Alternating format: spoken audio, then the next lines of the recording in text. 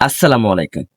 অনেকে আমাকে দীর্ঘদিন থেকে এসএমএস করতেছে, ভাইয়া মালয়েশিয়া নতুন করে আমি যাব।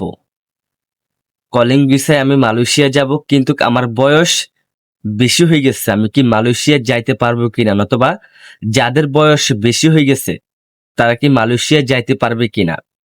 আর কত বয়সের ভিতরে হলে মালয়েশিয়া যাওয়া যাবে? অবশ্যই আপনার ভিডিওতে বলবেন। আজকের এই ভিডিওতে আমি সেটাই ক্লিয়ার করব। কত বছরের ভিতরে হলে আপনি মালয়েশিয়া যাইতে পারবেন, আর কত বছর পার হয়ে গেলে আপনি মালয়েশিয়া যাইতে পারবেন না, আজকের এই ভিডিওতে এটা ক্লিয়ার করব। আরো একটা ভাই আমাকে এসএমএস করছে, ভাই আমিও নতুন করে মালয়েশিয়া যাব, কিন্তু আমার পাসপোর্টের মেয়াদ আছে আর মাত্র 2 বছর, তো আমি কি মেয়াদ বাড়াবো? অবশ্যই আপনার ভিডিওতে বলবেন। আমি কি রিনিউ করব আমার পাসপোর্টটা?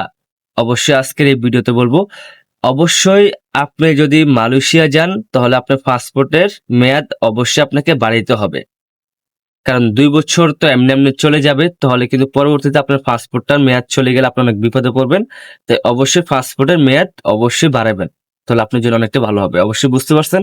আর 2 নম্বর হচ্ছে যে যাদের বয়স বেশি তারা মালয়েশিয়া যাইতে পারবে কিনা। দেখেন, আপনার 18 বছর থেকে যদি 40-এর ভিতরে হয় তাহলে কিন্তু আপনার মালয়েশিয়া যাইতে পারবেন, তাতে কোনো সমস্যা হবে না। যদি 18 বছর থেকে 40-এর ভিতরে হয় মালয়েশিয়া যাইতে পারবেন। আর 18 বছর থেকে 40-এর উপর হলে মালয়েশিয়া যাওয়া যাবে না, এম্বাসি আপনাকে ভিসা দিবে না। অবশ্যই বুঝতে পারছেন। 18 থেকে 40-এর ভিতরে হলে যাইতে পারবেন, 18 থেকে 40-এর ভিতরে হলে যাইতে পারবেন, উপর হলে যাইতে পারবেন না। আর যে ভাইয়া পাসপোর্টের এসএমএস করছেন, আপনার পাসপোর্টের অবশ্যই মেয়াদটা বাড়িয়ে নেবেন, তাহলে আপনার জন্য ভালো হবে। অবশ্যই বুঝতে পারছেন। ভিডিওটা ভালো লাগলে শেয়ার করে দিবেন। ধন্যবাদ।